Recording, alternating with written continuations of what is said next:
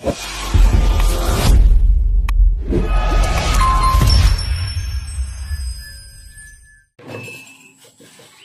magluluto tayo ng binayabasang again. Binayabasang ribs ito guys, ano? Yung may parting ribs.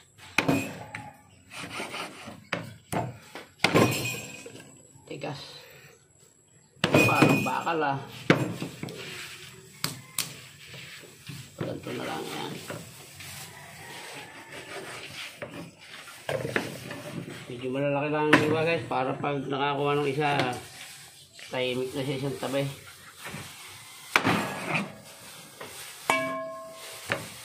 Bayabasa natin itong ano, at mamaya naman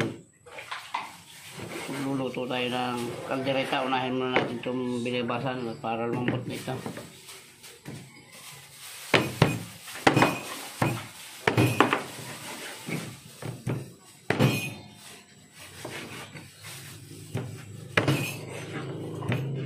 Yeah, so kasama natin guys, kaugas nito, isasalang natin.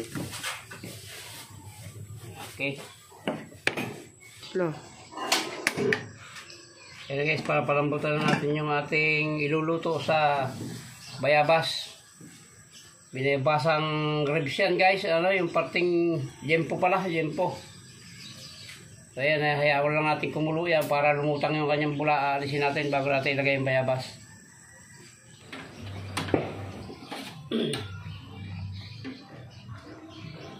Yun guys, wala namang ano, walang kasinong bula. Tagal po kasi hinugasan yan. Yan, lalagyan natin ito isang tambak na bayabas guys.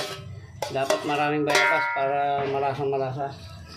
Tapos yan, mamaya natin guys, dadagdagan ng sabaw yan. Kasi halos pantayan lang yan. Hayaan mo natin siyang lumambot. Lumambot yung baboy at lumambot yung bayabas. Mamaya natin guys, lalagyan ng asin yan. At saka bitsin, hayaan mo natin siya lumambot. Matagal lumambot pagka may asin. So yan, takpan mo natin yan guys.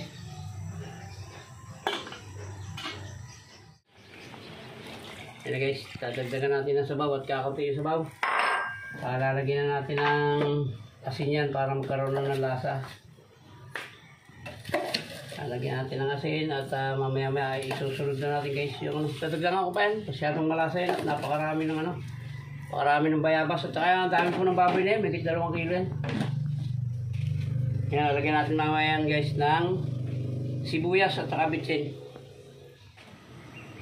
So guys, lalagyan natin ng pork cubes at saka siyempre bitsin. Kaya natin guys ng paminta. Yan, tama na yan. May mga bata baka hindi makain. So lalagyan na rin natin ito ang ating sibuyas at chili para medyo tumalab. Mamaya na guys yung talbos ng kamote pagka kumulo yan. Timplado na ito guys. Yan, okay na ilasan ito guys. Sarap. Timplado na guys. Lalagyan na natin itong ano, talbos ng kamote lang yung gulay natin. Wala nang ibang gulay. Hindi naman ito yung kinakain yan.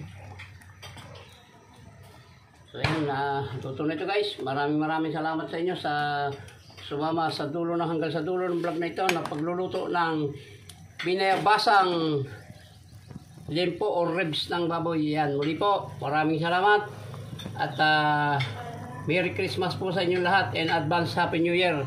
Hanggang dito lang po at mabuhay po kayo, mabuhay tayong lahat. Salamat po. I love you all.